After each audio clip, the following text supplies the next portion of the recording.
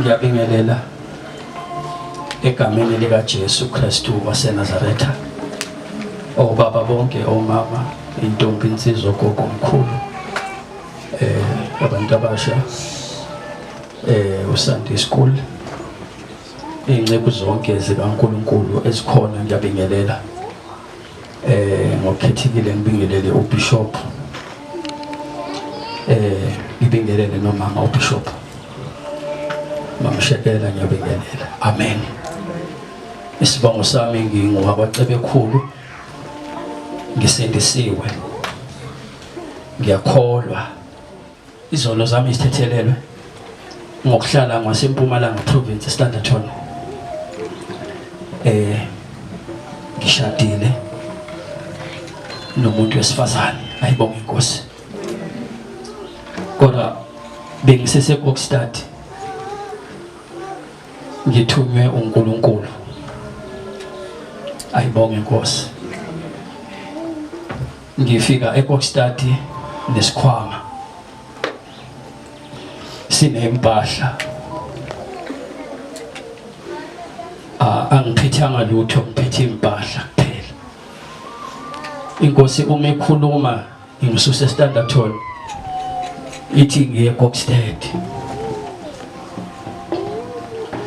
Ngaleso sikhathi unkosikazi wami uceda ukuthola umntwana, ube na 1 month. Inkosi yathi ngihambe.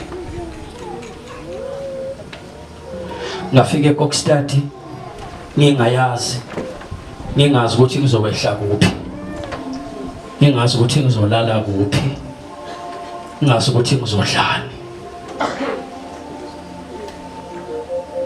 Ngahamba ngabuza irent, ngayithola.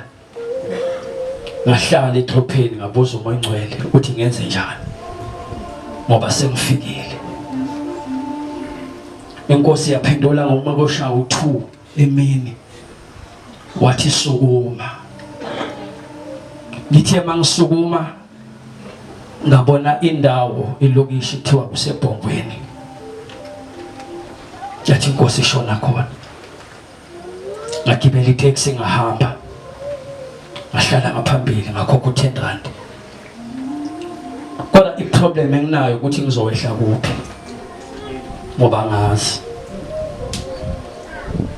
Yahamba itaxi, udriver wabuza itopo, ngangaphendula ngoba ngazi. Ngalinda uNkulunkulu akhulume. Wakhuluma ngehla nesikhwama ngema ngoba ngazi mele ngiphi. Kwaba nomuzi ngaqonda kuwo ikamfundisi, kodwa ngimtholanga, kwathi useCape Town. Ngabuza lo mama ngathi, mama, akukho yini abazalwana bakhona? Wathi bakhona basedeni. Wathi umuntu kemejika. Ngajika. Isikhathi siyahamba. Bekune itrati isikanje. Istrati esi3 kwathiwa ngingene kuso. Ithe mangena kumuzi wesithathu ngathola umama eneke washini. Ngathi, mama, ngicela ungikhombise umuzi wabazalwane.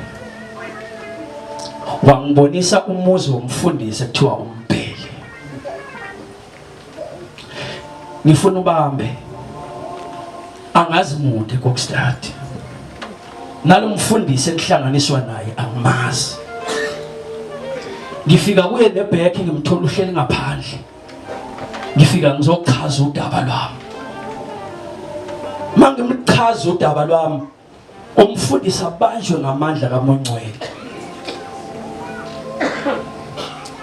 Ngibona umfundisi esekhala, athi uNkulunkulu okuthumile, agijime abize unkosikazi wakhe. Umama alalele isikhale sonke, bathi uNkulunkulu bangilungisela indawo yokulala ngilale. Kusasa ekseni kumele baye emzimkhulu kushoniwe. I-challenge ithi ngizolalaphi ngoba kumele bakhiye nabo baqhashile iroom encane. sekufanele ngiphume. Wafonela ifraternal yaseBoksted. Wafika umfundisi uNocanda, wafika umfundisi uNyamakazi. Nakubo futhi ngisathola udaba. Ngoba ngiphethe isikhwama bazalwane. Asina sport, asina ngubo, asina next. Isikhwama nje kuphela. Praise the Lord. Ngithe mangisakhuluma udaba. Baphumela ngaphandle babuza abafundisi befraternal abanye. Abanye kwaba ngathi abayamukela indaba yami. Yadebate isikhathi eside. Ngithulile ngilalela. Ngelikade umoya ngcwele wabamba umfundisi uNyamakazi. Wathi angithathe ngihlale kakhe. Ngafika ngahlala kakhe. From June 28 until manje ngoDisemba ngihlala kakhe. Ngidle ekseni, ngidle emini, ngidla ntambama for 7 months. Akangazi. Ngelinye ilanga kuyashonwa kuthiwa kumele semngcwabeni.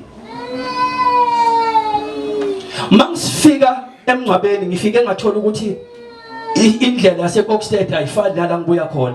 La ngibuya khona akuvamanga ukuthi umfundisi kube uye oyemosha emakhazeni makulandwa isidumbu. Kuyaye kube umndeni thina sifike ngokufika. But ngifike eBoksted kwathiwa abafundisi baba khona.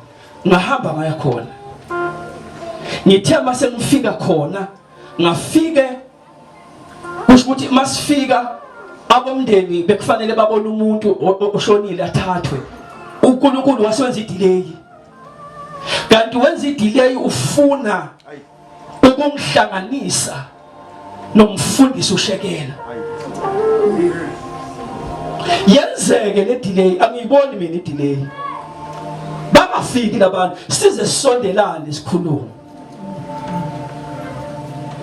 Ngizazise ngingubani ngakabani. Abuza ukuthi ukhona umuntu omaziyo la, abuza ukuthi uzokwenzani la. Ngithi la ngithunyiwe eBoksted. Kodwa angithunywanga kubazalwane. Ngithunywe kubantu abayizoni. Futhi angithunywanga ukuqala ibandla. Ngizolanda izona ebhubhayo phela. Masakhuluma nomfundisi uShekela abanjwe amandla. Yimbone esekhala. Ngimangala ukuthi baba ukhaliswa yini ngoba siyashare. Sikhulume athathe inamba yami nami ngithathe yakhe sihlukane. Before sihlukana angitshele ngoBishop. uBishop angimazi bazalwane. Ngangigcina ngokumbona ku YouTube. Ngiqale ukumlandela kunentshumayelo yakhe ethi unqo wevangeli. Yayibhalwe kanjalo ukuthi unqo wevangeli. Ngayidownloada ngayilalela. Washo ukuthi into ayishumayelayo into engiyiyo. Ngaqala ngayilandela intshumayelo. Ubaba uShekela usekhuluma ngoBishop. Uyamtshela ukuthi uzoba seMount Elive. Ngithi uma ngikhona ngizoza. Ubaba uShekela makasuka lapho athatha icingo akhulume noBishop. uBishop akangazi. Uma bekhuluma umoya ngcwele akhulume kuBishop ukuthi ngithunywe uye. Sikhulume noBishop. Makukhuluma noBishop angicela ithende. Angicela instrument. Khumbule ngifike neBack. Angicela lutho siyakhuluma nje. Ngivale ngocingo. Kanti uBishop uzoya eMpumalanga eMbalendle. Nami sengisistandard ngiyobona ifamily. Afona uBishop ngithi akuseduzane ngizofika. Ngiphume ngihambe ngiyombona. Ngifike ngibathola abazalwane.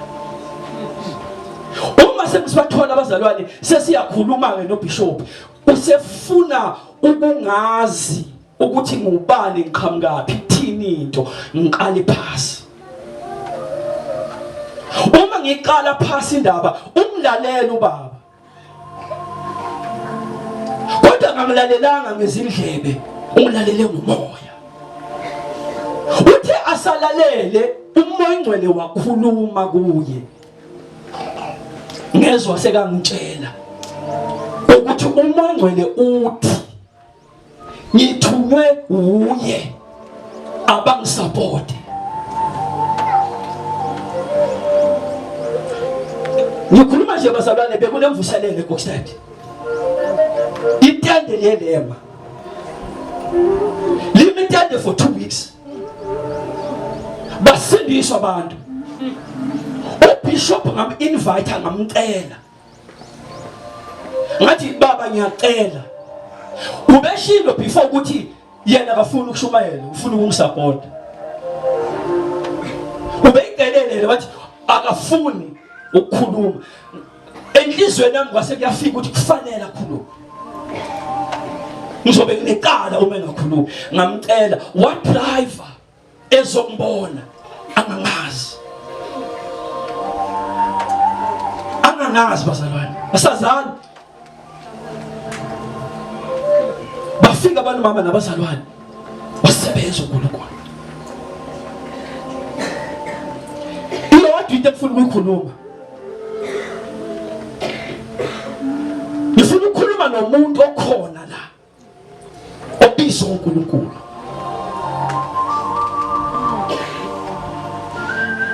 Into engizoyikhuluma kumuntu obizwa uNkulunkulu ukuthi aqinisekise ukuthi impela uNkulunkulu ukhulumile yini kuye.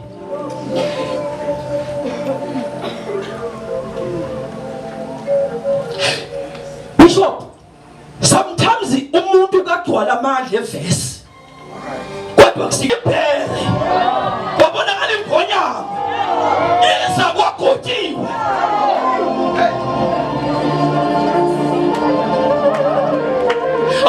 Ayivelanga makagotshwa. Ibizombulala. Kodwa manje sekafit for yona. Wayibulala. But after sekayibulala akayanga ukuyophatha. Khumbula ukugotshela ukuthi abe inkosi. Wabulala wangaphatha. Uphondo lwehlile. Amandla uyawezwa. Kodwa akahlali esikhaleni. Esikhundleni. Ulindele uDavide. Ulinde appointment time. uNkulunkulu azomtshela ukuthi manje sekuyisikhathi. Hamba hlala. No, akaphoshwa i-anointing. Uphoshwa isikhathi. Bayingoza abantu abaphushwa i-anointing. Baza amavesi bememakholeni. Uyazi ukuthi i-anointing iyafika kuwe. Usathana khiphe before time kanti yokubulala.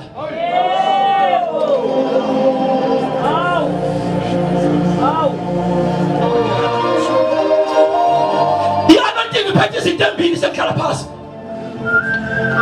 Iphethe ingcwaba lakho. Iphethe nepromotion yakho. Yingozi yokugcotshwa. Abanye babagcotshiwe ugobo lwabo namhlanje basekho. I-anointing before iphakamise ikali donse i-attract isitha.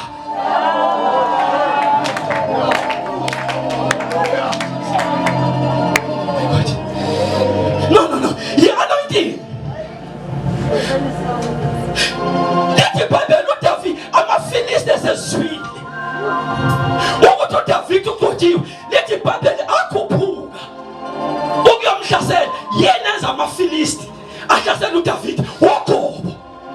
Bekuzotestwa lento ekuyo.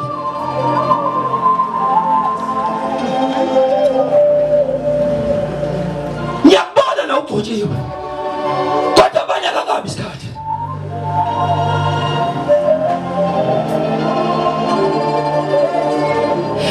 Yazi mama lento yokugcoba njani. Uma ugcotshiwe uhleli phasi ungasetshenziswa esontweni uba nento ethi abaka-approve.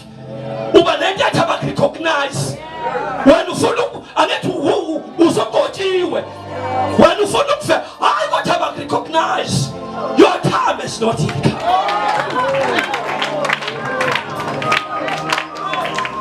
Yeah, bazalwane thini ngitshele uma isikhathi sakho sesifikile ngisho ikomiti yesonto akazukuvimba ngisho umthetho wesonto uma kuyisikhathi yakuvimba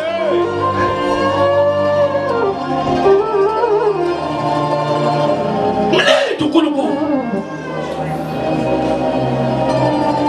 namhlanje mabandleni sandelwa abantu abathanda ipulpiti mara ekhaya kuba kakashumayeli bazali bakho bakashembe wena bazali bakho baseRoma mafika la uzofuna ipulpiti wake umlando umuntu khona esonweni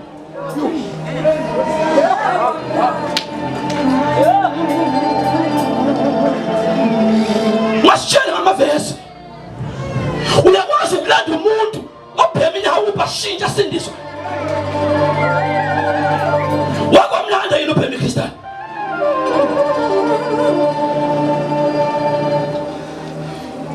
inkosi yangithuma standard one yangithuma labo sesabadayisa emzimba mangifika bebathi client ngafika basala ngabathola benjalo ngabathola behambaza uyamazi uNkulunkulu besefuna ukusebenza uyakufaka bishop ehlazweni kanti lehlaza akufaka kulo konomuntu omanatholwe uMaria kwamele ukuthi angene ehlazweni ngoba ubethembisene noJosefa wakhulela bangakalani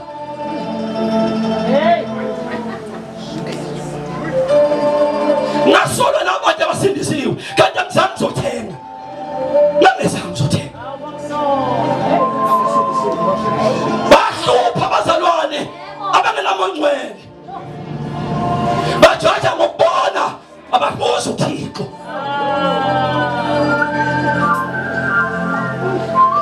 kanti khona usisingane yomlando ngafika ithojuza uJesu wathi put in peace ngathi ngiyabona khona uJesu wathi uJesu ngangisize ngiyahlupheka ngathi awukazi ukhale kuye uthi bengiye esontweni ngithi le problem why esontweni uyama kuJesu yabazalwane uJesu blema abantu abangazange bafika kuye abafike emasontweni athi umuntu kudala kusonta impilo ayishintsha hayi wafika esontweni iyabo uJesu izo introduce uJesu manje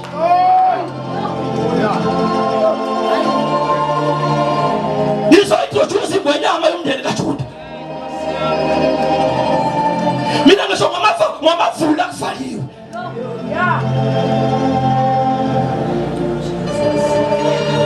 samhlala phansi bishop estandard one mina noma ungaya abantu abaningi azange bangirecognize inkosi ike yangifihla iminyaka ngikhona ngibisiwe nginga-invite ngingekho ndawo kodwa ngishumayela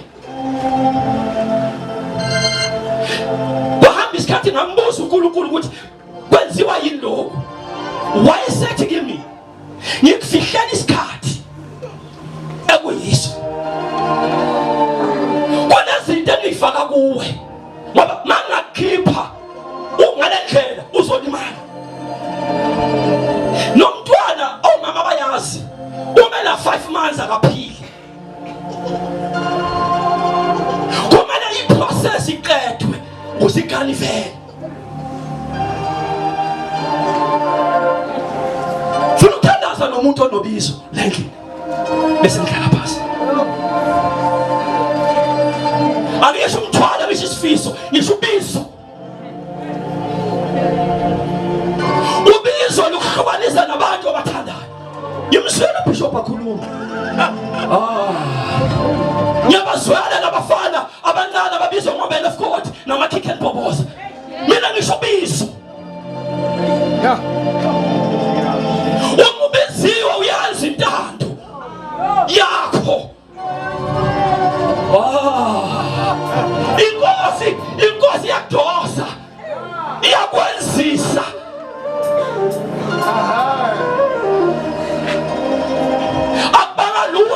ngishiya unkosikazi wami nomntwana ona 3 years nomntwana ona 1 month bamantombazana babese ukulalela babese ukulalela yakhumbula ngivalelisa lesikhwama umntwana wami ona 3 years akhala athi uyaphi baba athi ngiyeKok State ngaphume ekhangkhali ngembezi mama ngoba ngangazi ngizolala lapha eBishop hayi ngazolala ngangazi angaze ngiphume eMpumalanga ngiye kwenye iprovince kodwa inkosi yakwenza enikwenza kabuhlungu ubizo ukuthi udela izinto zakho ubizo likwenza ukuthi uqabane nabantu bebakuthanda bekusupport mina uNkulunkulu mangisupporta kwakhona ibandla engangilihola walivala uThixo siyami no alifalanga usathane laphela ibandla bengiliphethe ibandla kwangena itaxi efike yalishayisa yashayisa ipulpit kwaphuka ngisho ipulpit mangcwele umtshela sekuseKokstad uthi kwangasusathane wawuzona ngishumi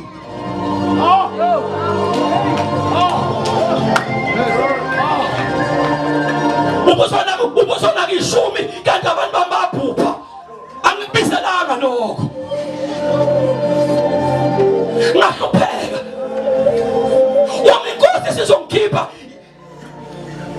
ngoba i2 to 3 years ishumi zingekho ngaphinda ngomusa Bishop imali mami ngangena mayisuka kwaphuma abazalwane ngiyanyisale sithi siyokhonza ngo10 kwaba yimi ngoba unkosikazi wami kwaba umntwana ona 3 years bonke abantu abekho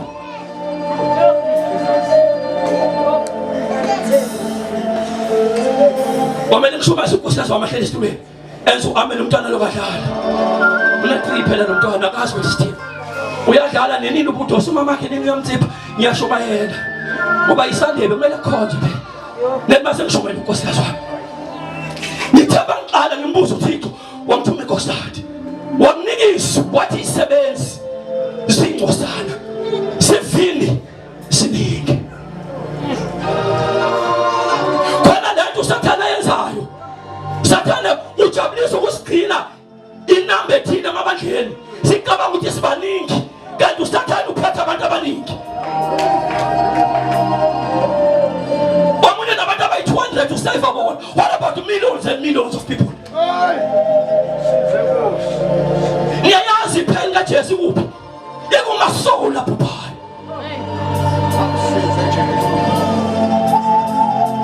manje usathana ufuna kwamanye amabandla badlala bodwa epulpit badlala ngoba babangindawo yodwa kodwa nasi stadium ngaphandle nawo ama-drug dealer ngaphandle nawo ama-28 ngaphandle kodwa ukwazi ukuyo ungacutshwa yakulishumayela into lethu ngoNkulunkulu isangoma mele isindiswe sesiyathandaza cela ibandla libe ngenyawo